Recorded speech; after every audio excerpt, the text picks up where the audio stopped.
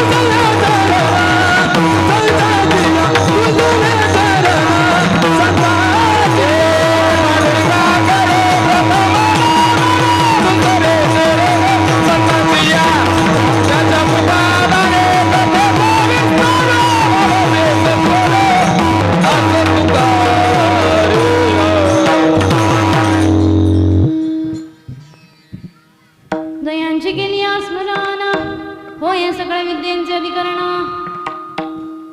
तेचे बंधू श्री चरण श्री गुरुजी ते नमस्कारून आता सभा सकळ साधू संतांची महामनी भक्तियांची पंडित माटक ज्ञानियांची या सकळ तमिनवनी करा विठ्ठल स्मरण मस्तक हे पायावरी मस्तक हे पायावरी मस्तक हे पायावरी मस्तक हे पायावरी यावर करी संतांच्या यावर करी संतांच्या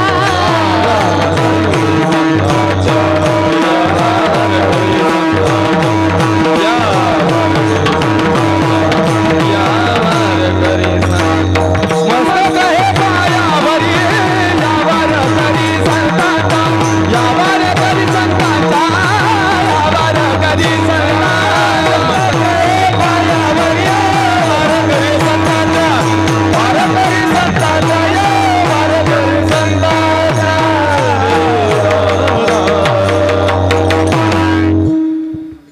मस्तक हे पायावरी या वार करी संतांच्या गजानन भूत गणादी सेवितौ कपीत जंबून फलचारु भक्षणम् उमासुतं श्लोकं विनाशकारणं नमामि विश्वेश्वर पाद पंकजम्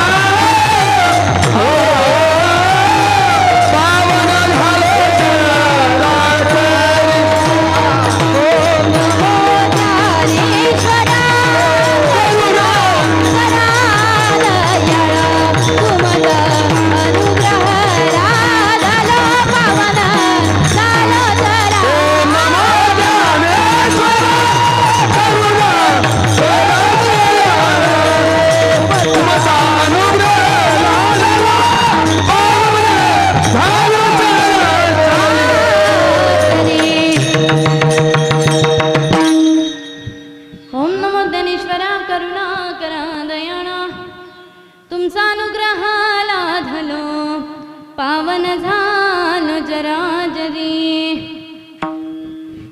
ज्या ज्या ठिकाणी मन जाय माझे, त्या त्या ठिकाणी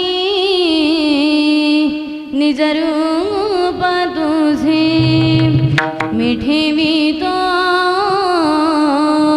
मस्तक ज्या ठिकाणी, तेथे तुझे सद्गुरु पाय दोन्ही. नमो जन्मभूमी जिथे जन्मले मी, नमो कर्मभूमी जिथे वाढले मी, नमो भारतभूमी तिच्या सर्व कामी, जिजो देह माझा प्रभुबाई दोन्ही विठ्ठल विठ्ठल.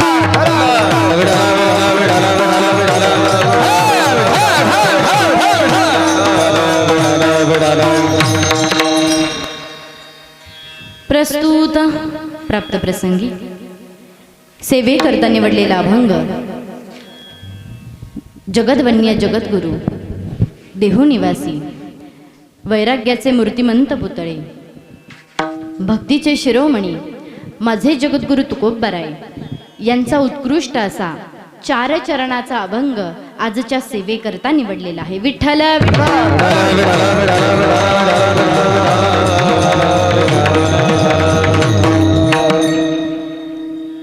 कार्यक्रमाचं आयोजन काय, कार्यक्रमाचं नियोजन काय हे आपणा सर्वांना ठाऊकच आहे, पण अल्पसा परिहार देणं हे वक्त्याचं आद्य कर्तव्य आहे. परात्पर परमात्मा परम राज्य परम रसिक भक्त वंचल कल्पतरु भक्त वंचल दीनबंधू. आज या ठिकाणी कैलासवासी शंकर कृष्णा पवार यांच्या प्रथम पुण्यस्मरणानिमित्त असलेली ही कीर्तनरूपी सेवा माझ्यासारख्या अल्पज्ञानी पामराच्या वाटेला आली. मी माझं परम भाग्य समजते. विठ्ठल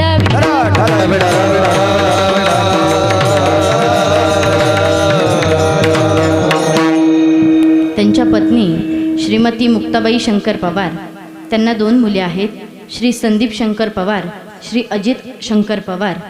त्यांना 2 मुली आहेत, सौ सविता राजेंद्र तळेकर तसेच सौ छाया बाळासाहेब चव्हाण.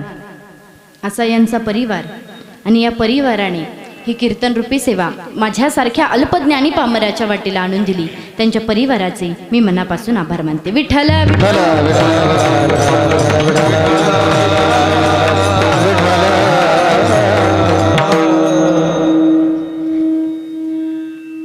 अहो पहिला नमस्कार त्या देवाला ज्याने ही सृष्टी निर्माण केली. अहो पहिला नमस्कार त्या देवाला ज्याने ही सृष्टी निर्माण केली. दुसरा नमस्कार माझ्या आई वडिलांना ज्यांनी मला जन्म दिला. दुसरा नमस्कार माझ्या आई वडिलांना ज्यांनी मला जन्म दिला. तिसरा नमस्कार माझ्या गुरुवर्यांना ज्यांनी मला ज्ञान दिलं. तिसरा नमस्कार माझ्या गुरुवर्यांना ज्यांनी मला ज्ञान दिलं.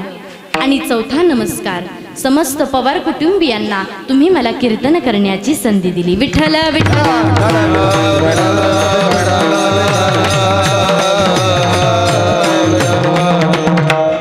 बरोबर की नाही?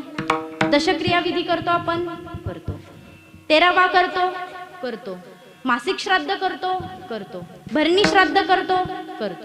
सर्व काही आपण करत असतो, पण त्याच्या मागे काहीतरी शास्त्र असतं. या जुन्या पिढीला माहिती आहे वर्ष श्राद्ध का करतात, पुण्यस्मरण का करतात, दशक्रिया विधी का करतात, 13वा का करतात. या जुन्या पिढीला माहिती आहे, पण आजची जी एज्युकेटेड पिढी आहे हिला प्रश्न पडतो की आम्ही माणूस गेल्याच्या नंतर 10वा का करायचा. विको बंद करा, फक्त बेस द्या. राम. ह्या आजच्या पिढीला प्रश्न पडत असतो की माणूस गेल्याच्या नंतर आम्ही दशक्रिया विधी का करायचा, आम्ही 13वा का करायचा. हे अनेक प्रश्न या आजच्या पिढीला पडलेले असतात. मला सांगा, दशक्रिया विधी कधी करतो, नाना कधी करतो? 10व्या दिवशी करतो. 10व्या दिवशी करतो की नाही? आपण काय म्हणतो, दशक्रिया विधी तो 10व्या दिवशी आपण करतो. पण जर भाऊकीचं लग्न आलं तर दादा दुसऱ्या नाही तर तिसऱ्या दिवशी उरकून टाकतो, कारण तो विधी आहे. आपण म्हणतो बघा, दशक्रिया विधी तो विधी आहे, त्याच्यामध्ये बदल होऊ शकतो. पण 13वा आपल्या भागात 13वाच करतात, आता काही भागात 14वा पण करतात बरं का. मग आता काही जणांना प्रश्न पडला असेल, 13वाच का करायचा, 12वा का नाही, 14वा का नाही? हे अनेक प्रश्न आजकालच्या लोकांना पडलेले असतात, हे आजच्या पिढीला पडलेले असतात. तर सांगून जाईल, जन्माला आल्याच्या नंतर या मनुष्याच्या देहावरती 16 संस्कार व्हायला पाहिजे. पण ते होतात का? नाही होत. प्रामुख्याने 3 सांगितलेले आहेत. एक म्हणजे जन्माचा, दुसरा म्हणजे विवाहाचा आणि तिसरा म्हणजे मृत्यूचा. प्रामुख्याने 3 सांगितलेले आहेत. मग मला सांगा, 16 मधून 3 गेले किती? 13. आणि हे राहिलेले जे 13 संस्कार असतात ना, ते 13व्याच्या दिवशी केले जातात, म्हणून 13वा करतात. कळालं आता? 13वा करतात. आता हा प्रवास इथपर्यंत थांबतो का? नाही थांबत. 13 दिवसांनंतर हा देह कुठे जातो? हा देह वैतरणी नदीवरती जातो. वैतरणी नदी म्हणजे काय? मलमूत्रानं भरलेली नदी आहे. मग या देहाला त्या नदीवरती जाण्याकरता किती दिवस लागतात? 48 दिवस लागतात. मग मला सांगा, 13 आणि 48 किती? हिशोब करत बसू नका, कीर्तन झाल्यावर येऊन सांगा. 61 दिवस. म्हणजे या देहाला वैतरणी नदीवरती जाण्याकरता किती दिवस लागतात? 61 दिवस लागतात. मग हा प्रवास इथपर्यंत थांबतो का? नाही थांबत. वैतरणी नदीवरती गेल्याच्या नंतर तिथं कामधेनू नावाची गायी आहे. ती कामधेनू नावाची गायी बघते, या मनुष्याने जन्माला आल्याच्या नंतर किती पुण्य केलं, किती पाप केलं, किती लबाड्या केल्या, किती दुधात पाणी ओतलं, सर्व काही बघत असते बरं का. आणि त्याच्या पदरामध्ये थोडंफार जर गोदानाचं पुण्य असेल तर ती कामधेनू नावाची गाय त्याला घेऊन जाते. कुठे? स्वर्ग लोकामध्ये घेऊन जाते. आणि स्वर्ग लोकामध्ये जाण्याकरता तिला किती दिवस लागतात? 39 दिवस लागतात. मला सांगा, 61 आणि 39 किती? 100. म्हणजे या देहाला स्वर्ग लोकामध्ये जाण्याकरता किती दिवस लागतात? 100 दिवस लागतात. परत हा प्रवास इथपर्यंत थांबतो का? नाही थांबत. मग काय होतं पुढं? स्वर्ग लोकामध्ये गेल्याच्या नंतर चित्रगुप्त नावाचा राजा आहे. कोण आहे? चित्रगुप्त नावाचा राजा आहे. तो बघतो, या मनुष्याने जन्माला आल्याच्या नंतर किती पुण्य केलं, किती पाप केलं, किती लबड्या केल्या, किती दुधात पाणी ओतलं, किती जणांना गोड बोलून फसवलं, सर्व काही बघत असतो बरं का. आणि त्याचा निकाल येण्याकरता अनेक दिवस निघून जातात. आता एखाद्याची केस कोर्टामध्ये चालू आहे, आज केस टाकली, लगेच उद्या निकाल येतो का हो? नाही येत. अनेक महिने निघून जातात, अनेक वर्ष निघून जातात. तसं तो राजा सर्व काही बघत असतो आणि याचा निकाल येण्याकरता किती दिवस लागतात? 265 दिवस लागतात. मग मला सांगा, 100 आणि 265 किती?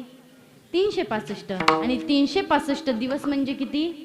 1 वर्ष. आणि 1 वर्षानंतर पहिला जो दिवस उगवतो तो म्हणजे प्रथम पुण्यस्मरणाचा दिवस. विठ्ठल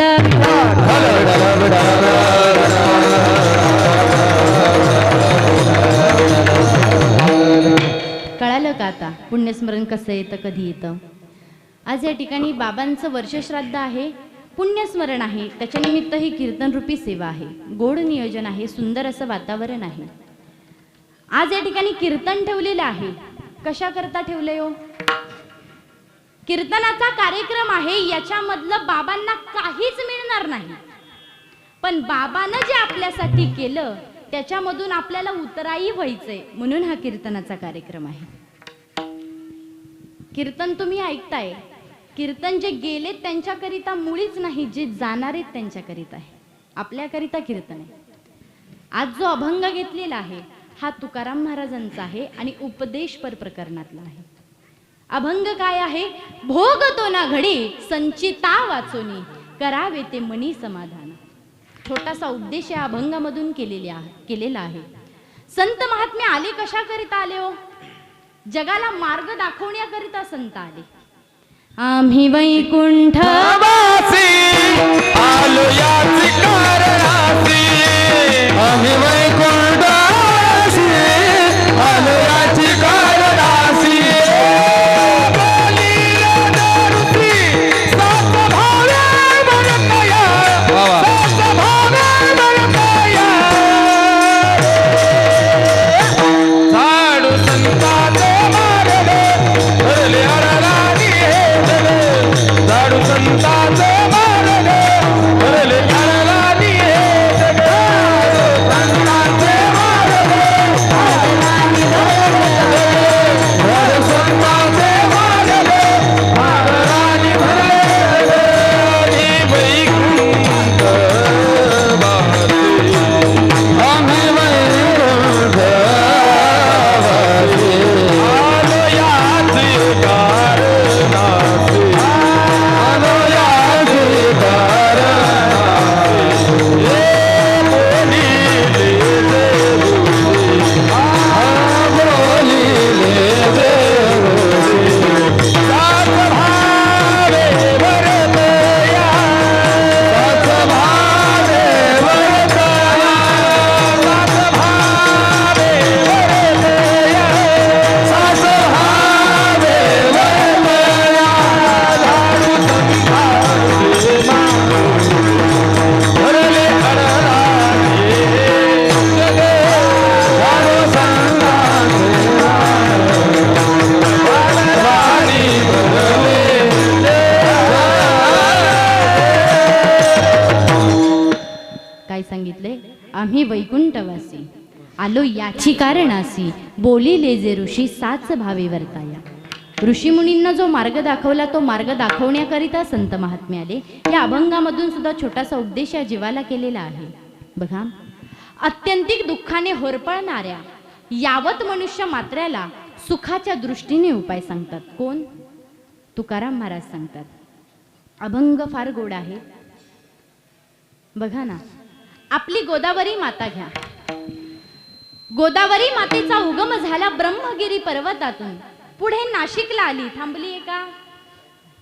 पुढे पैठणला आली, थांबलीये का? नाही. पुढे नांदेडला आली, थांबलीये का? नाही. अहो, कुठपर्यंत? जोपर्यंत बंगालच्या उपसागराला जाऊन मिळत नाही तोपर्यंत तिचा प्रवाह हा चालू असणार आहे. तसंच तुमची आमची सुद्धा एक जीवनगंगा आहे. या जीवनगंगेचा उगम झाला जन्मरूपी पर्वतातून आणि याचा शेवट आहे मृत्यूरूपी सागराला जाऊन मिळणं. गोदावरी मातेला 2 तट आहेत, ती 2 तटांमधून वाहते. तसंच तुमच्या आमच्या जीवनगंगेला सुद्धा 2 तट आहेत. एक म्हणजे सुखाचा तट आणि दुसरा म्हणजे दुःखाचा तट. या दोन्ही तटांमधनं आपली जीवनगंगा ही प्रवाही आहे.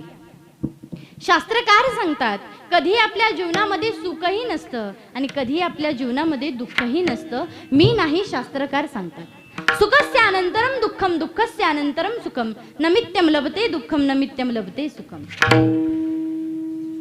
कधी आपल्या जीवनामध्ये असा प्रसंग येतो की आता काय काय खावं. गुलाबजाम, बासुंदी, तोंडाला पाणी आणून देऊ नका. पण कधी आपल्या जीवनामध्ये असा प्रसंग येतो की आता काय खावं. उधार कुणी देत नाही, घरामध्ये काही नसतं. कधी काय काय खावं प्रसंग आपल्या जीवनामध्ये आहे, तर कधी काय खावं प्रसंग आपल्या जीवनामध्ये आहे.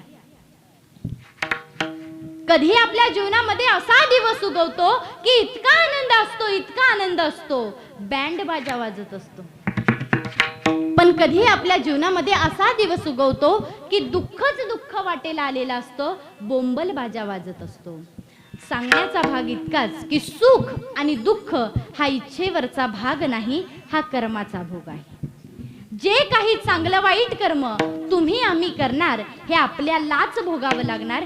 याच्यामध्ये कुणीही आपलं वाटेकरी होऊ शकत नाही. महाराज, सुखाचे दिवस यावे वाटतात, ते येतात. वाटतात की नाही? महिला मंडळ वाटतात ना, पुरुष मंडळ सर्वांना वाटतात. सुखाचे दिवस यावे वाटतात, ते येतात. पण त्याचं मोजमाप कुणी करतं का? नाही, पण दुःखाचा क्षण ना क्षण मोजल्याशिवाय राहत नाही. मी नाही ज्ञानोबा राय सांगतात, अमृताची सात वाकडी लागो का अनोघडी, सुखाचे दिवस कोटी गणित तू.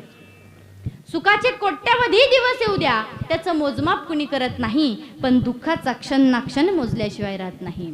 पण तुकाराम महाराज सांगतात, जे काही चांगलं वाईट कर्म तुम्ही आम्ही करणार आहे, हे आपल्यालाच भोगावं लागेल. केले कर्म झाले तेची भोगाले, केले कर्म झाले तेची भोगाले, कर्म झाले तेची भोगाले, केले कर्म झाले तेची भोगाले, केले कर्म झाले तेची भोगाले, केले कर्म झाले तेची भोगाले, उपजले मेले ऐसे केले, उपजले मेले ऐसे केले, हरिमुखी गाता हरपली चिंता, हरिमुखी गाता हरपली चिंता, हरिमुखी गाता हरपली चिंता, हरिमुखी गाता हरपली. हा उपजले मेले ऐसे कीर्ती, उपजले मेले ऐसे कीर्ती, हा हरिमुखी गाता हरपली चिंता, हरिमुखी गाता हरपली चिंता, हरिमुखी गाता हरपली चिंता, हरिमुखी गाता हरपली चिंता.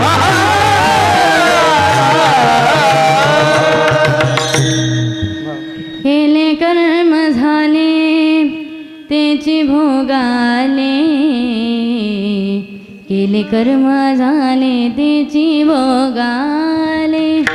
बघा, केले कर्म झाले तेची भोगाले, उपजले मेले ऐसे किती, उपजले ते नासे, नासिले ते पुनरपी दिसे, हे घटिका यंत्र जैसे परिभ्रमे.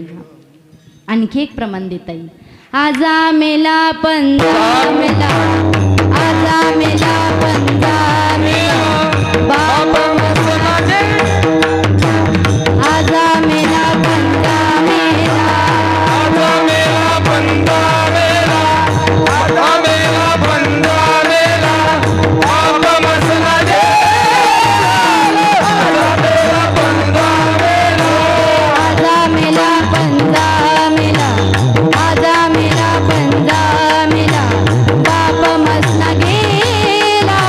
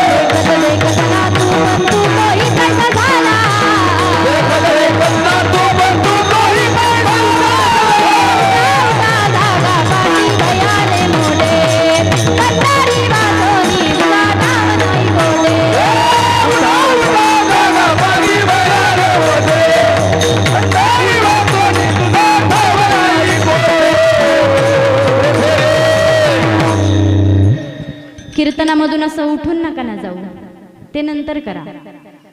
विठ्ठल विठ्ठल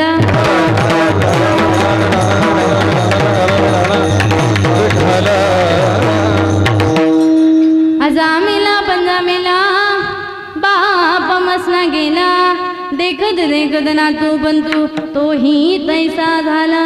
उठा उठा जागा पाठी भयाले मोठे, पंढरी वाचुनी तुझा ठाव नाही कोठे. इकडे लक्ष द्या. आजोबा गेले, पंजोबा गेले, नातू पंतूही त्या वाटेला लागले. म्हणजे सगळ्यांना जावं तर लागणारच आहे. मग तुमच्या आमच्यासारखी माणसं विचार करत बसतात, अहो ताई आम्ही ही वारी ती वारी, हा सप्ताह तो सप्ताह, हे भजन ते भजन, हे कीर्तन ते कीर्तन, आळंदी देहू पंढरपूर, एवढी मरमर करून आम्ही परमार्थ करतोय. पण आमच्याच जीवनामध्ये दुःखाचे प्रसंग का? आमच्याच घरात दिवाळं का निघावं? कीर्तनाला जाताना आमच्याच गाडीचा टायर पंक्चर का व्हावा? हे सगळे दुःखाचे प्रसंग आमच्याच जीवनामध्ये का? तो सदाचरणी मनुष्य विचार करत असतो आणि या विचाराच्या धामधुमीमध्ये त्याला नास्तिक डोमकावळे ऐकायला भेटतात. आणि त्या परमार्थिकाला म्हणतात, अहो तुम्ही ही वारी ती वारी, हा सप्ताह तो सप्ताह, हे भजन ते भजन, हे कीर्तन ते कीर्तन, आळंदी देहू पंढरपूर, एवढी मरमर करून तुम्ही परमार्थ करताय, पण तुमच्याच जीवनामध्ये दुःखाचे प्रसंग. आम्ही बघा किती सुखामध्ये आहे. कधी आळंदीला नाही, कधी देहूला नाही, कधी पंढरपूरला नाही. अहो गावात सप्ताह बसला ना त्याचं तोंडही बघत नाही. आम्ही बघा किती सुखामध्ये आहे. तो सदाचरणी मनुष्य विचार करत असतो आणि या विचाराच्या धामधुमीमध्ये हे नास्तिक डोमकावळे त्याला ऐकायला भेटतात. आणि तो परमार्थिक जर डिला कच्चा असेल तर तो परमार्थ पंथ सोडण्याच्या मार्गाला लागतो. पण त्याच परमार्थिकाला तुकोबाराय उपदेश करतात, बाबा रे हा भोग तुझ्या जीवनात घडतोय ना, हा चालू करतो त्या कर्माचा नाही, हा संचिताचाच आहे. अभंगाचं पहिलं भोगतो ना घडे संचितावाचो, भोगतो ना घडे संचितावाचो, भोगतो ना घडे संचितावाचो, भोगतो ना घडे संचितावाचो, भोगतो ना घडे संचितावाचो, भोगतो ना घडे, भोगतो ना घडे संचितावाचो, भोगतो ना घडे संचितावाचो.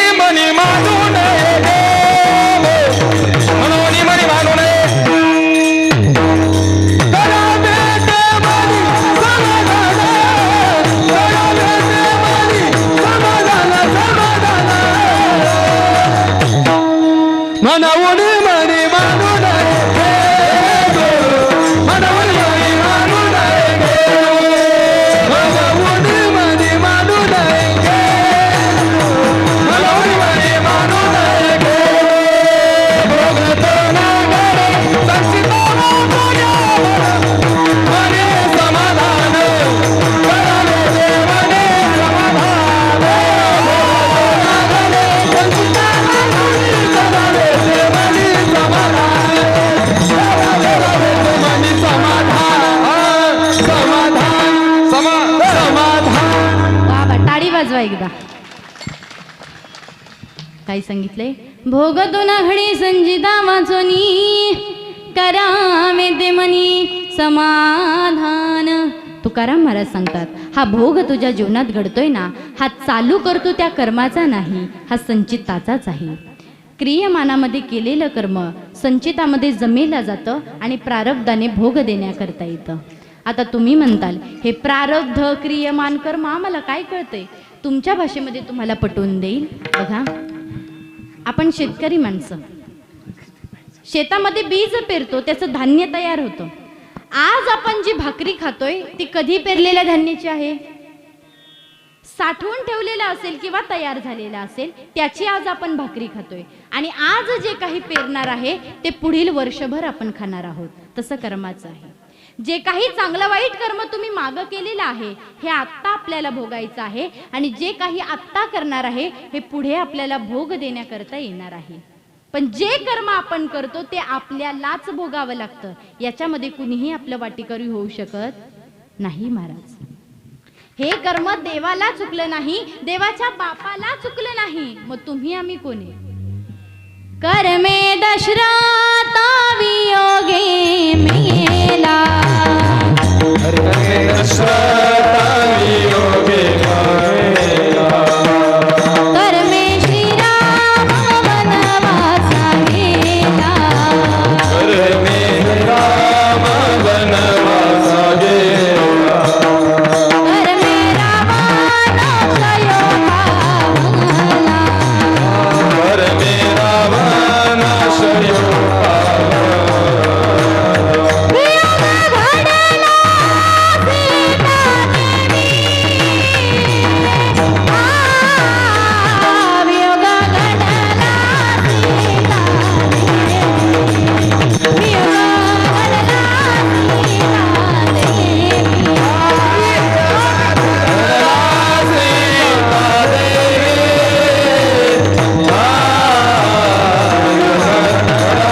सीतादेवी, वियोग घडला सीतादेवी, वियोग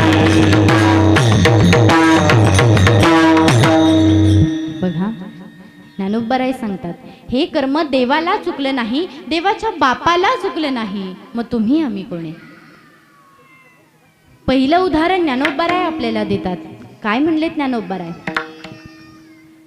कर्मे दशरथा वियोगे मेला.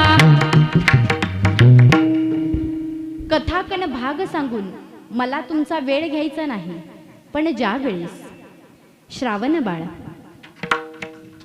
आपल्या अंध मात्या पित्याची कावड घेऊन काशी यात्रेस निघाला आहे. काशी यात्रेस जात असताना आई वडिलांना तहान लागली. खांद्यावरची कावड खाली ठेवली, हातामध्ये कमंडलू घेतला आणि नदीकाठी गेला. नदीकाठी गेल्याच्या नंतर तो कमंडलू पाण्यामध्ये बुडवला. बुडबुड असा आवाज आला आणि आवाजाच्या दिशेने दशरथ राजाने बाण सोडला.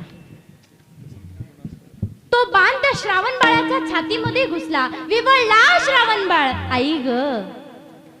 त्या आवाजाच्या दिशेने दशरथ राजा पळत येतो. बघतो तर काय, एका बालकाला बाण लागलेला आहे, तो खाली पडलेला आहे. राजा पळत पळत जातो, त्या बाळापाशी जातो, त्याला विचारतो, बाळा तुझं नाव काय, तुझं गाव काय, कशाकरिता इथे आला होतास? त्यावेळेस श्रावण बाळ सांगतो, माझं नाव श्रावण बाळ आहे, माझे माता पिता हे अंध आहेत, त्यांची कावड घेऊन मी काशी यात्रेला निघालो होतो राजा, पण तुझ्या बाणाने मी गत प्राण होणार आहे, माझा जीव जाणार आहे. राजा माझी एक शेवटची इच्छा पूर्ण कर. राजा म्हणतो, कसली आहे तुझी शेवटची इच्छा? श्रावण बाळ सांगतो, काही नाही हो, हा कमंडलू घे, याच्यामध्ये पाणी घे आणि माझ्या अंध मात्या पित्यांना नेऊन पाज. राजा म्हणतो, ठीक आहे. हातामध्ये कमंडलू घेतो, त्याच्यामध्ये पाणी घेतो आणि त्या अंध मात्या पित्यांपाशी येतो. पावलांचा आवाज येताच लगेच आई म्हणते, बाळा तू आलास का रे? आईला चाहूल लागते ना लेकराची. आई लगेच म्हणते, बाळा तू आलास का रे? तुला पाणी मिळालं का रे? अरे कधी रात्र होते, कधी सकाळ होते, आम्हाला काही कळत नाही रे, सांग ना रे बाळा, तुला पाणी मिळालं का रे? अरे बाळा जोपर्यंत तू बोलणार नाहीस ना तोपर्यंत आम्ही पाणी पिणार नाही, सांग ना रे बाळा, तुला पाणी मिळालं का रे? त्यावेळेस दशरथ राजा सांगतो, आई मी तुमचा श्रावण बाळ नाही, मी दशरथ राजा आहे. माझ्या बाणाने तुमचा श्रावण बाळ हा गत प्राण झालेला आहे. आई वडिलांनी टाह फोडला आणि सांगितलं, पुत्र विरहाने आम्ही आमचा प्राण ठेवू, पण तुला सुद्धा तुझ्या जीवनामध्ये पुत्र पुत्र करूनच मरावं लागेल. दशरथ राजाच्या अंतकाळी कोणीही जवळ नव्हतं. शेवटी राम राम करूनच मरावं लागलं. हे कर्म देवाला चुकलं नाही, देवाच्या बापाला चुकलं नाही, मग तुम्ही आम्ही कोणी? विठ्ठल विठ्ठल.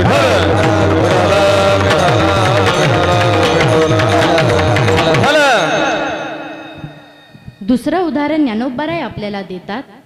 कर्मी श्रीराम वनवासा गेला. कर्तुम अकर्तुम अन्यथा कर्तुम असणारा भगवान परमात्मा, त्याला सुद्धा किती वर्ष? 14 वर्ष वनवासाला जावं लागलं. का जावं लागलं? काहीतरी कथा असेल ना. 7वा अवतार कोणाचा? कोणाचा? परशुरामांचा. 7वा अवतार परशुरामांचा. परशुरामांचे वडील जमदाग्नी ऋषी आणि आई रेणुका माता. रेणुका माता महान पतिव्रता होती. तुका म्हणे पतिव्रता, तिची देवावरी सत्ता. इतकं मोठं सामर्थ्य होतं की गंगेवरती स्नान करण्यासाठी जायचं आणि पतीच्या सेवेकरिता पदरामध्ये पाणी घेऊन यायचं. मला सांगा महिला मंडळ, पदरामध्ये पाणी राहतं? नाही राहत. पण इतकं मोठं सामर्थ्य होतं की पतीच्या सेवेकरता पदरामध्ये पाणी घेऊन यायचं. एक दिवस रेणुका माता गंगेवरती स्नान करतायत. स्नान करत असताना रस्त्याने एक ऋषी चाललेले आहेत. मनामध्ये विकल्प आला, काय सुंदर ऋषी आहेत. मनामध्ये विकल्प आला. त्या दिवशी पदरामध्ये पाणी आलं नाही. जमदाग्नी ऋषींनी ओळखलं, हिचं पतिव्रतेचं जे व्रत आहे ते भंग झालेलं आहे. त्यांनी आपल्या 6 मुलांना बोलावून घेतलं आणि सांगितलं, या मातेचं शिर धडा वेगळं करा. 6ही मुलांनी नकार दिला. आता मातेची हत्या कोण करेल? जमदाग्नी ऋषींना राग आला. त्यांनी सांगितलं, तुम्ही वडिलांची आज्ञा पाळत नाही, तुम्ही धर्म काय पाळणार? एथ वडील जे जे करती, तया नामू धर्मू ठेविती, तेची एर अनुष्ठिती सामान्य सकळ. तुम्ही वडिलांची आज्ञा पाळत नाही, तुम्ही धर्म काय पाळणार? जमदाग्नी ऋषीनं फक्त त्या 6 मुलांकडे बघितलं तर 6च्या 6 मुलं जळून भस्मसात झाली. कारण नावच आहे जमदाग्नी ऋषी.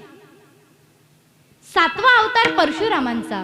परशुराम त्या ठिकाणी आले आणि विचारलं, काय आज्ञा आहे? काय आज्ञा आहे असं विचारल्याच्या बरोबर लगेच जमदाग्नी ऋषींना सांगितलं, या मातेचं शिर धडा वेगळं करा. परशुरामाने मागचा पुढचा विचार केला नाही, त्या मातेचं शिर धडा वेगळं करून टाकलं. आता लक्ष देऊ नये का? तेच परशुराम राम अवतारामध्ये राम झाले आणि तीच रेणुका माता राम अवतारामध्ये कैकेयी झाली. तिने सांगितलं, कुठलाच अपराध नसताना पित्याच्या सांगण्यावरून तू माझी हत्या केलीस ना, तुला सुद्धा किती वर्ष? 14 वर्ष वनवास भोगावा लागेल. हे कर्म देवाला चुकलं नाही, देवाच्या बापाला चुकलं नाही, मग तुम्ही आम्ही कोणी? विठ्ठल विठ्ठल.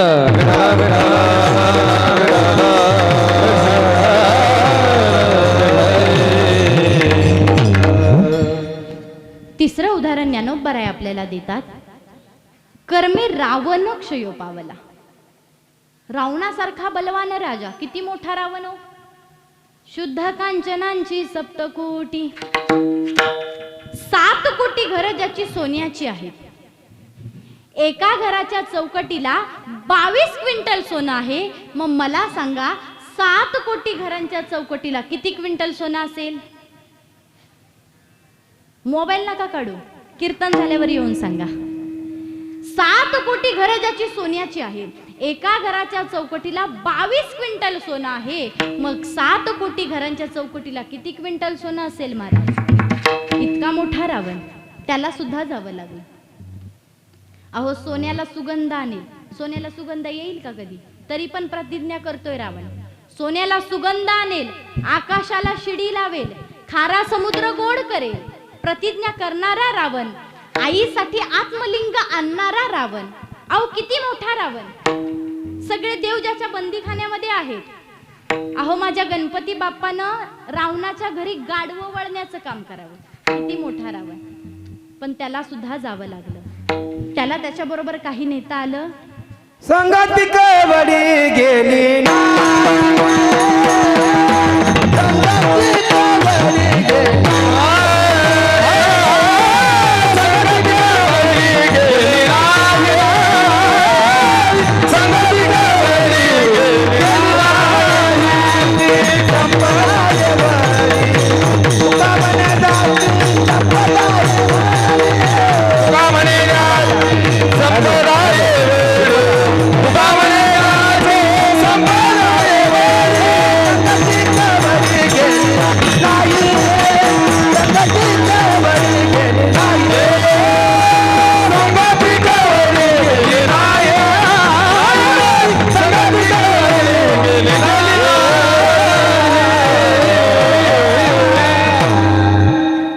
सांगितले? तुका म्हणे ज्याची संपदा एवढी सांगा ते कवडी गेली नाही. एवढं असताना सुद्धा त्याला त्याच्याबरोबर काहीही नेता आलं नाही. मग आपण काय नेणार हो? आपली गाडी नेणार आहे का?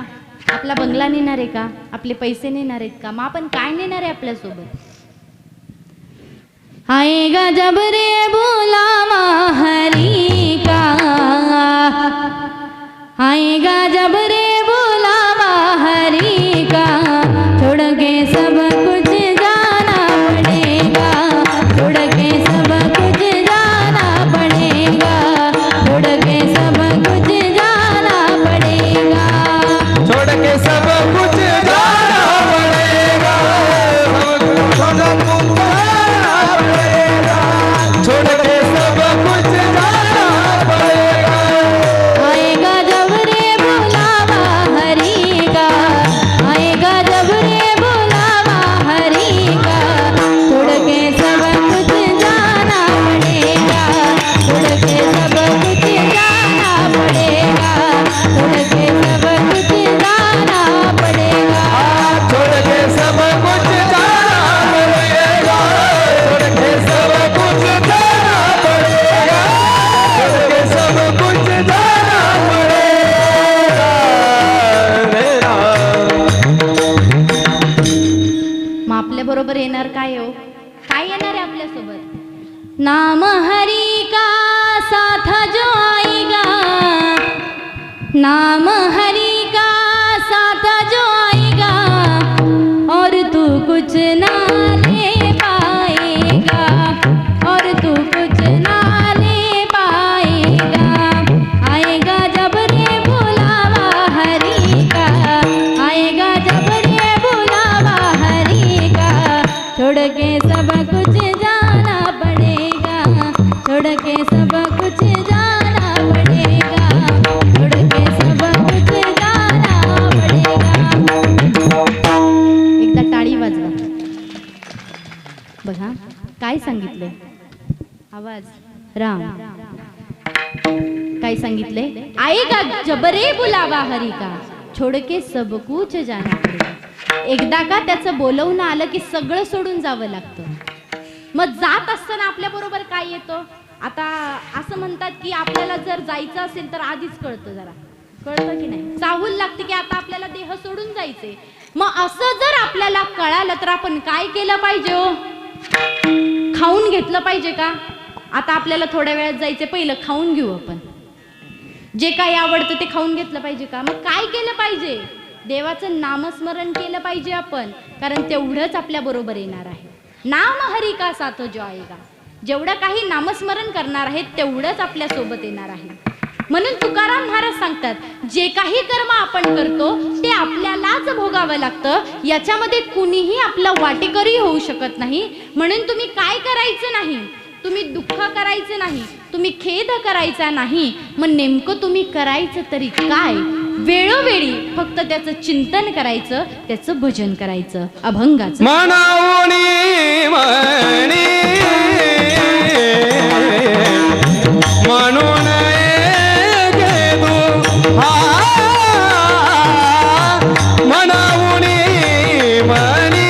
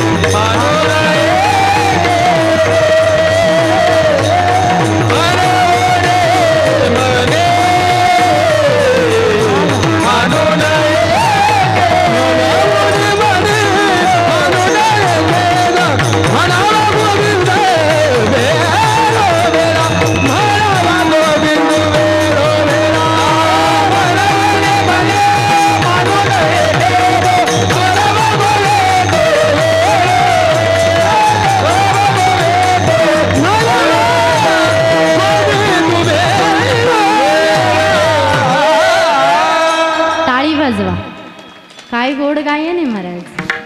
बघा इतकं सुंदर वातावरण आहे, मृदुंग इतका गोड आहे, गायन इतकं गोड आहे, असं वाटतं कीर्तन बंद करून हेच ऐकत बसावं. बघा डीजेला सुद्धा मागं पाडेल बरं का. तिथं नाचण्याऐवजी इथं नाचा ना, आनंद आहे वेगळा. नाचू कीर्तनाचे रंगी, ज्ञानदीप लावूचे. बघा काय सांगितलंय महाराजांनी, खेद करायचा नाही, दुःख करायचं नाही, मनोनी मनी मानू नये खेदू, स्मरावा गोविंदू वेळोवेळा. फक्त तुम्ही त्या देवाचं चिंतन करायचं, त्याचं भजन करायचं. अहो माझ्या तुकाराम महाराजांच्या जीवनामध्ये किती दुःख आलं, किती दुःख आलं. अहो तुकाराम महाराजांची पत्नी मेली, तरी तुकाराम महाराज म्हणतात, बरे झाले देवा निघाले दिवाळे, बरे झाले देवा निघाले दिवाळे, बरे झाले देवा निघाले दिवाळे, बरे झाले देवा निघाले दिवाळे, बरे आदुष्काळे पीडा केली, बरे आदुष्काळे पीडा केली, बरे झाले देवा निघाले दिवाळे, बरे झाले देवा देवा निघाले दिवाळे. बरे या दुष्काळ पीडा गेली, बरे या दुष्काळ पीडा गेली, बरे झाले देवा निघाले दिवाळे, बरे झाले देवा निघाले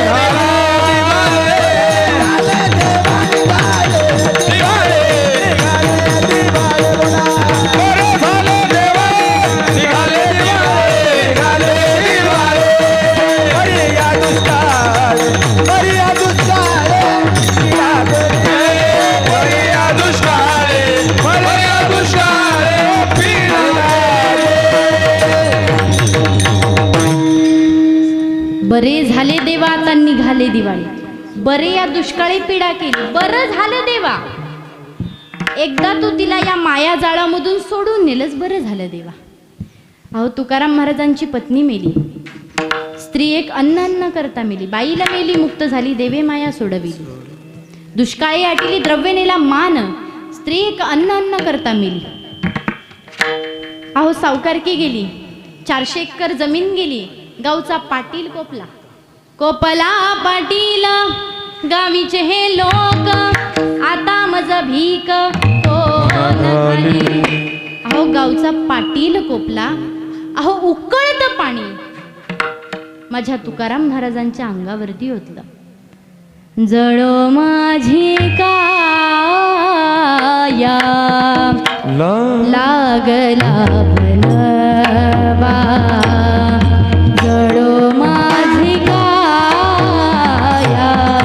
लागला बनवा,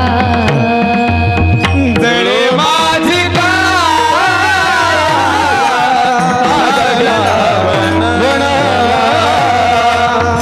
जळे माझी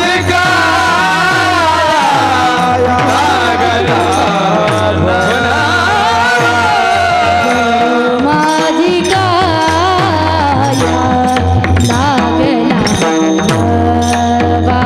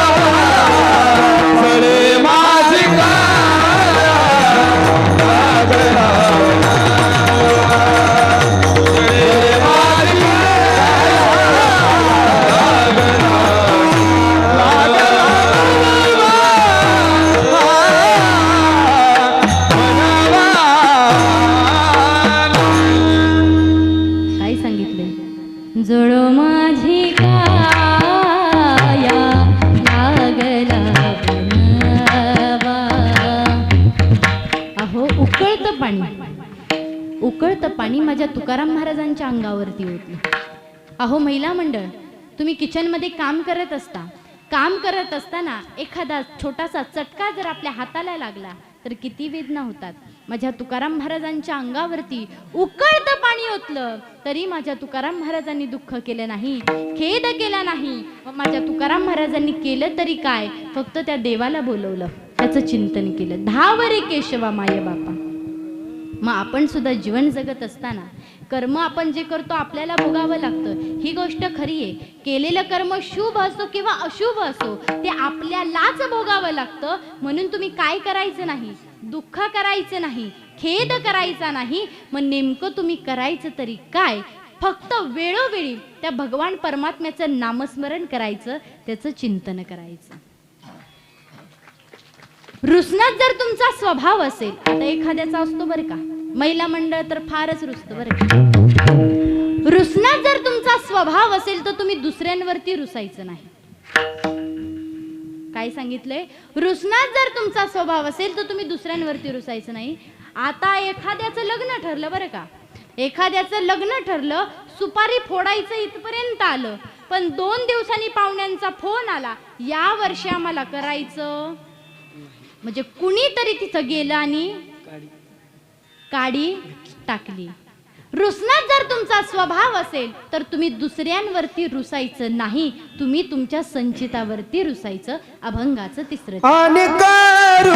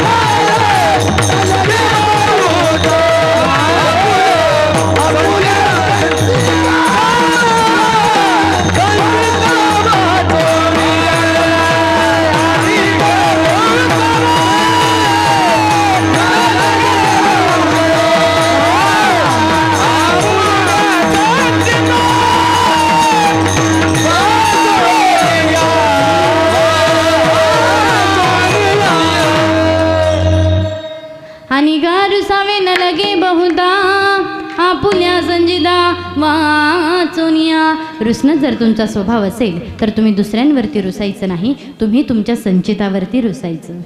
आपण कीर्तनाला आलोय की नाही? मागे आवाज येतोय का माझा? आपण कुठे आलोय?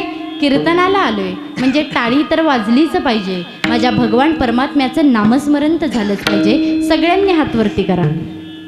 महिला मंडळ, पुरुष मंडळ, तरुण वर्ग, मागे राहिलेले सगळे उभे राहिलेले हात वरती करा. करा हात वरती. सगळे दिसतायत बरं का मागे? करा हात वरती. आणि माझ्या मागे सुंदर असं आपल्या भगवान परमात्म्याचं भजन करायचंय.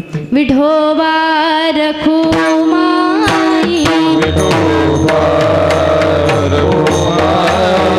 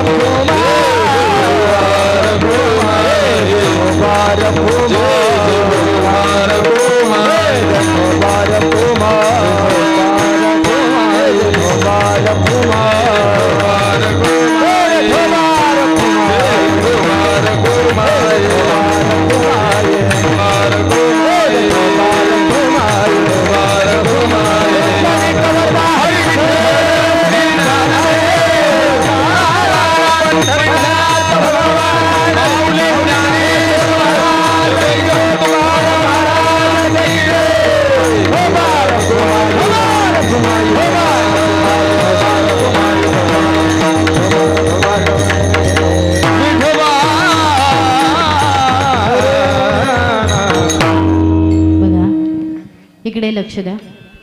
आज या ठिकाणी सुंदर असा कार्यक्रम आहे. आज या ठिकाणी तुम्ही मला बोलवलं, इतका सुंदर हार तुम्ही माझ्या गळ्यामध्ये घातलात, सांगून जाईल. स्वर्गवासी झाल्याच्या नंतर, वैकुंठवासी झाल्याच्या नंतर कुणीही गळ्यामध्ये हार घालतं. स्वर्गवासी झाल्याच्या नंतर, वैकुंठवासी झाल्याच्या नंतर कुणीही गळ्यामध्ये हार घालतं, पण जिवंतपणी गळ्यामध्ये हार पडायला फक्त वारकरी संप्रदायच बघा. आज जो अभंग घेतलेला आहे, शिट्टी वाजून देऊ नका, हा तुकाराम महाराजांचा आहे. तुकाराम महाराज या अभंगामध्ये अगदी सोपं सांगतायत. काय सांगतायत? जे तुम्ही कर्म करणार आहे हे तुम्हाला भोगावं लागणार आहे. आता तुम्ही म्हणताल ताई तुम्ही मागासपासनं सांगताय, 10 वाजल्यापासनं, कीर्तन कितीला सुरू झालं? 10:30ला. तेव्हापासनं तुम्ही सांगताय तुम्ही जे काही कर्म करणार आहे हे तुम्हाला भोगावं लागणार आहे, म्हणून तुम्ही दुःख करायचं नाही, तुम्ही खेद करायचा नाही, तुम्ही रुसायचं नाही. मग नेमकं आम्ही करायचं तरी काय? तर तुकाराम महाराज सांगतात तुम्ही काहीच करू नका. हा जो सगळा भार आहे ना त्या परमात्म्यावरती सोपवून द्या.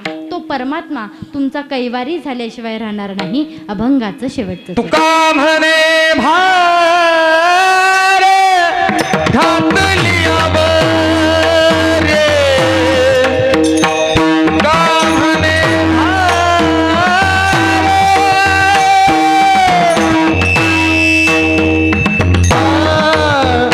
तुका म्हणे भार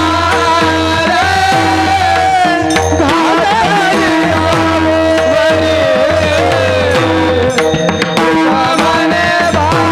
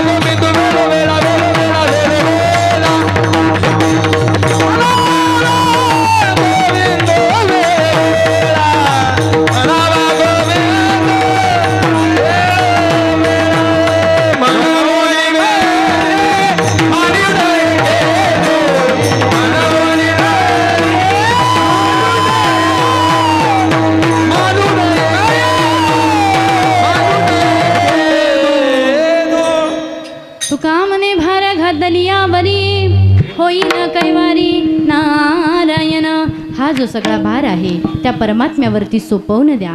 तो परमात्मा तुमचा कैवारी झाल्याशिवाय राहणार नाही. एकदा प्रेमाने भजन करा. विठ्ठल विठ्ठल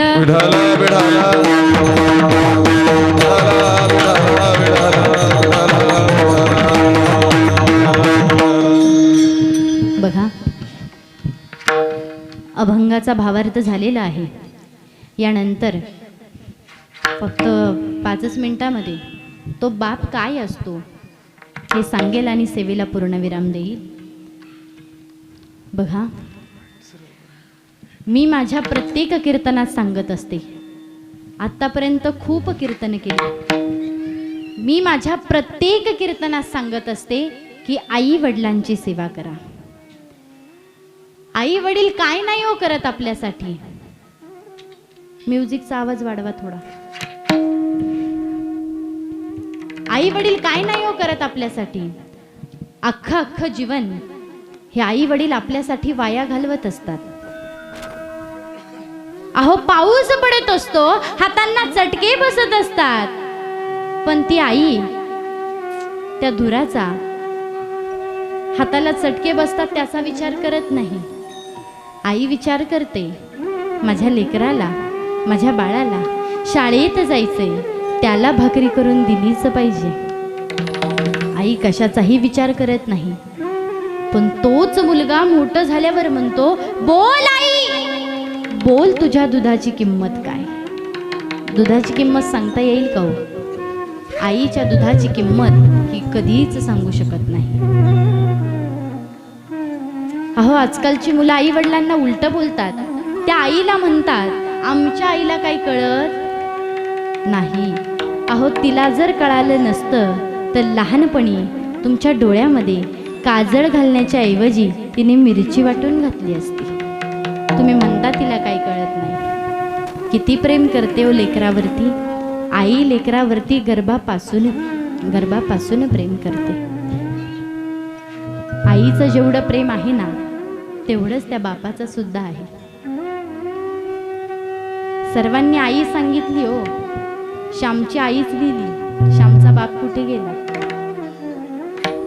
रडणारी आई सर्वांना दिसते, पण त्या बापाला म्हटलं जातं तो कठोर काळजाचा आहे. वरून जरी कठोर काळजाचा असला ना, तरी आतून मात्र लोण्याचा गोळा आहे. तो बाप सुद्धा महत्वाचा आहे जीवनामध्ये. आई घराचं मांगल्य असेल ना, तर बाप घराचं अस्तित्व आहे. अहो, मुलाच्या नोकरीसाठी सगळीकडे हिंडतो ना तो बाप. अहो, मुलीचं आयुष्य सेट करतो, मुलाचं आयुष्य सेट करतो, पण स्वतः कधीच सेट होत नाही ना, त्याचं नाव बाप आहे. मुलाच्या नोकरीसाठी सगळीकडे हिंडतो, सगळ्यांना सांगतो माझ्या मुलाला नोकरी लावावं कुठेतरी. मुलाच्या नोकरीसाठी जिना चढून लागते धाप. अहो, आठवा ना, मुलीच्या लग्नासाठी इकडे तिकडे फिरणारा माझा उंबरे झिजवणारा बाप. किती कष्ट करतो तो बाप. तो बाप कधी कोणाच्या लक्षातच आला नाही. देवकी यशोदेचं प्रेम मनामध्ये साठवा आणि टोपलीमधून बाळास नेणारा वसुदेव आठवा. कौशल्या कळाली हो सर्वांना, पण शेवटी राम राम राम राम करून मरणारा दशरथ राजा कोणाला दिसला नाही. आई रडते हो, आई रडून मोकळी होते. आईचं प्रेम दिसतं, पण बापाचं प्रेम दिसत नाही. अहो, मुलांच्या शिक्षणासाठी पैसे जातात, पैसे मुलांसाठी खर्च करायचे असतात, म्हणून बाप कधीच दुकानामध्ये जाऊन दाढी करत नाही. 2 रुपयाचं ब्लेड आणतो आणि बिना साबणाची दाढी करतो तो बाप. अहो, त्याची कधी चप्पल तुटली तर तो कधी नवीन घेण्याचं धाडस करत नाही, त्याला शिवतो आणि तीच वापरतो.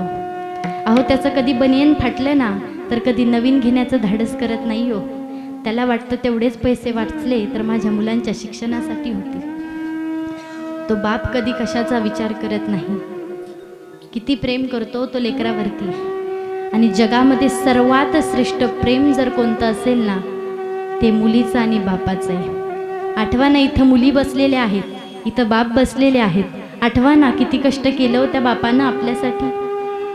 किती कष्ट केलं. अहो, मुलीचं लग्न जवळ आलेलं असतं, कधी कोणाच्या पाया पडत नाही तो बाप. ताट मानेनं जगणारा तो बाप मुलीचं लग्न जवळ आलंय, मंडपवाल्याच्या पाया पडतो. जिथं लग्न करायचं असतं त्या कार्यालयाचा जो मालक असतो त्याच्या पाया पडतो, सगळ्यांच्या पाया पडतो, सांगतो माझ्या मुलीचं लग्न आहे तेवढं सांभाळून घ्या बरं का. बापाकडे माझ्या पैसे नसतात, तो कर्जबाजारी होतो माझा बाप, आणि मुलीचं लग्न पण थाटामाटामध्ये लावून देतो बरं का बाप. हाऊ ती लेक सांगते, बाबा मला 10,000ची साडी पाहिजे बरं का. माझ्या बापाकडे नसतात हो तेवढे पैसे, पण तो बाप सांगतो, काय सांगतो बाळा, तुला 10,000ची काय 20,000ची साडी घेऊन देतो मी, काळजी करू नकोस बाळा. इतकं प्रेम करतो ना त्याला बाप म्हणा. काय असतो तो बाप? बाप स्वाभिमानी बाना, बाप कन खरं कना, त्याच्या हृदयात सुद्धा लाजाळूची संवेदना. बाप पहाडाची छाती, त्याचे हृदय गुलाब, त्याच्या घामाच्या थेंबांना हिऱ्या मोत्याचा रुबाब. बाप म्हणजे रे कसा जसा पाण्यातला मासा, त्याच्या डोळ्यातला आसव पुन्हा दिसणार कसा. बाप साठवितो अश्रू, बाप आयुष्यामध्ये दोनदाच रडतो. एकदा ज्या वेळेस तळ हाताच्या फोडाप्रमाणे जपलेली जी मुलगी असते ना, ज्यावेळेस ती मुलगी सासरी जाते ना त्यावेळेस रडतो माझा बाप. आणि दुसऱ्यांदा रडतो तो म्हणजे तळ हाताच्या फोडाप्रमाणे जपलेला जो मुलगा असतो ना, ज्यावेळेस तो लाता मारून बाहेर काढतो ना त्यावेळेस रडतो माझा बाप. अहो, ती मुलगी सासरी चाललेली असते, आईला शोधते बरं का ती मुलगी. आईकडे जाते, आईच्या गळ्यामध्ये पडते, ढसाढसा रडते. आई सुद्धा रडून मोकळी होते. आई रडते, त्याच्यानंतर आजीकडे जाते, आजीच्या गळ्यामध्ये पडते, ढसाढसा रडते. भावाकडे जाते, सगळ्यांकडे जाते, ढसाढसा रडते ती मुलगी. सगळ्यांना भेटून होतो, आता बाप राहिलेला असतो. सगळीकडे शोधत असते, कुठे माझा बाप. एका कोपऱ्यामध्ये उभा असतो तो, त्याला रडता येत नाही का हो? एका कोपऱ्यामध्ये उभा असतो ना तो बाप. मुलगी पळत पळत जाते, त्याच्या गळ्याला पडते, ढसाढसा रडते. बाप तिच्या समोर रडत नाही.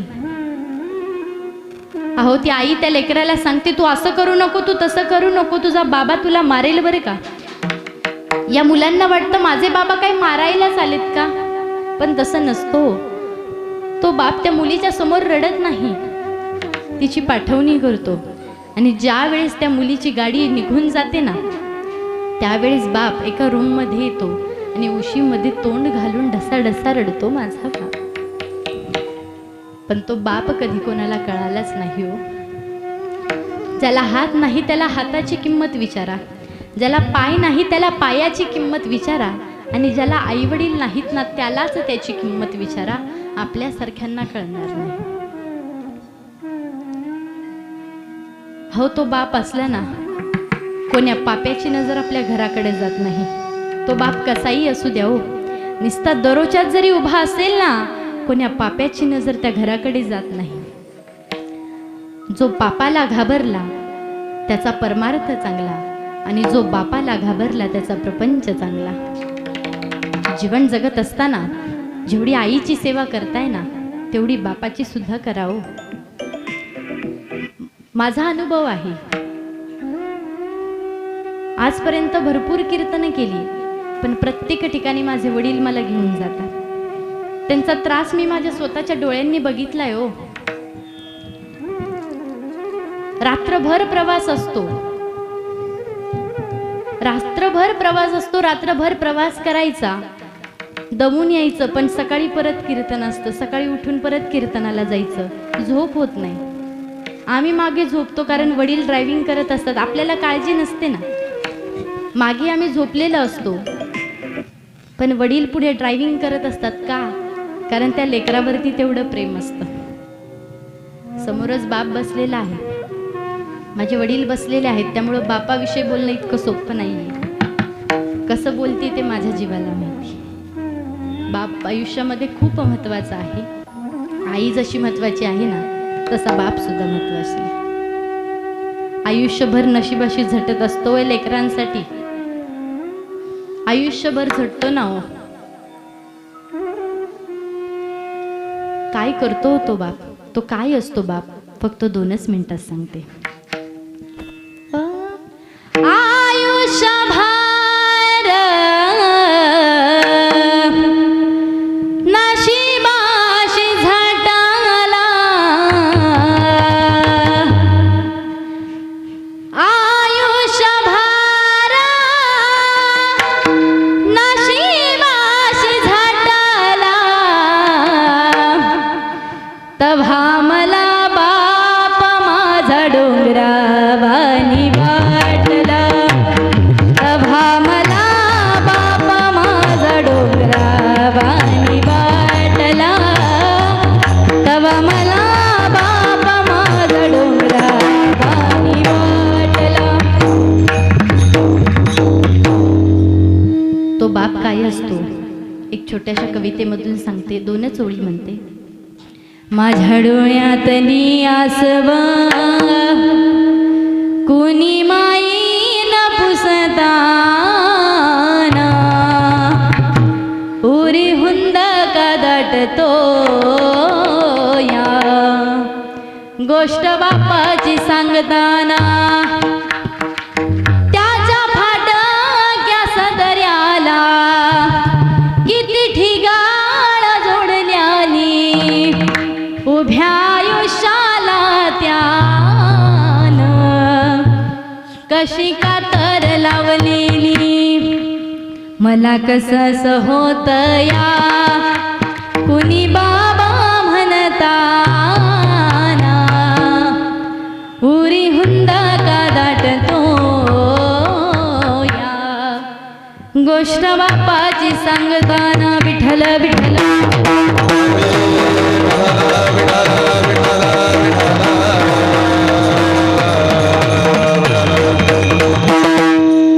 आज या ठिकाणी कैलासवासी शंकर कृष्णा पवार यांच्या प्रथम पुण्यस्मरणानिमित्त असलेली ही कीर्तनरूपी सेवा माझ्यासारख्या अल्पज्ञानी पामराच्या वाटेला आली. मी खरंच माझे परमभाग्य समजते. बाबांविषयी बोलावं तितकं कमी आहे. अत्यंत त्यांना संप्रदायाची आवड होती. काही कार्य असेल संप्रदायाचं तर अग्रेसर असायचे ते प्रत्येक गोष्टीमध्ये. असे बाबा आज आपल्यामधून निघून गेलेले आहेत. बाबांसाठी 2 ओळी मी आवर्जून म्हणेल. गेले दिगंबर ईश्वर विभूती, गेले दिगंबर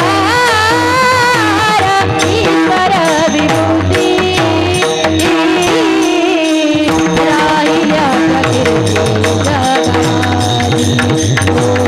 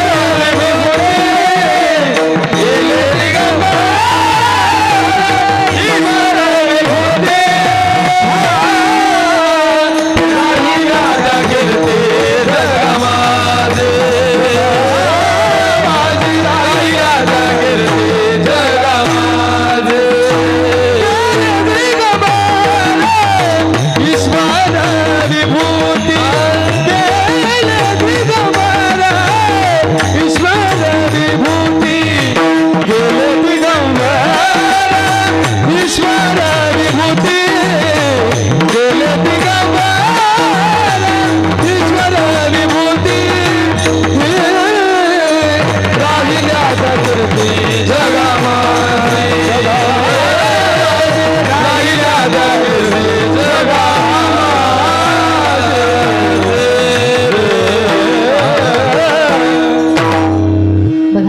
जीवन जगत असताना आपण असं जगलं पाहिजे की आपण गेल्यानंतरही आपलं नाव निघालं पाहिजे. आमचे बाबा सांगतात, उदबत्त्या लावून घराचे कोपरे काळे करण्यापेक्षा आयुष्यामध्ये येऊन अशी एक उदबत्ती लावा की आपण गेल्यानंतरही तिचा सुगंध हा दरवळत राहिला पाहिजे. तुका मरणीची सरे उत्तमची उरे कीर्ती मागे. आपण गेल्यानंतरही आपली कीर्ती या जगामध्ये राहिली पाहिजे. आज बाबा गेलेले आहेत आपल्यामधून. कसं असतं, आले देवाजीच्या मनात तेथे कोणाचे कोणाचे चालेना. चालेना. बाबा आपल्यामधून निघून गेलेले आहेत, पण त्यांच्या कीर्तीनं ते आपल्यामध्ये आहेत. किती समुदाय इथं आज जनसमुदाय जमलेला आहे बाबांच्या पुण्यस्मरणासाठी. बाबांनी तेवढं काहीतरी केलं असेल ना या समाजासाठी. असे बाबा आज आपल्यातून निघून गेलेले आहेत. त्यांच्या या प्रथम पुण्यस्मरणानिमित्त असलेली ही सेवा माझ्यासारख्या अल्पज्ञानी पामराच्या वाटेला आली, मी माझे परमभाग्य समजते. तसंच आज या ठिकाणी या परिवाराने ही सेवा माझ्यापर्यंत आणून दिली, त्यांच्या परिवाराचे मी मनापासून आभार मानते. तसंच आज या ठिकाणी मृदुंगाची साथ केली. काय मृदुंग वाजवतात, काय वजन आहे त्यांच्या हातामध्ये, असे माझे मोठे गुरुबंधू हरिभक्तपरायण मृदुंग वादक प्रथमेश दादा शिंदे, त्यांच्यासाठी एकदा जोरदार टाळ्या वाजवा.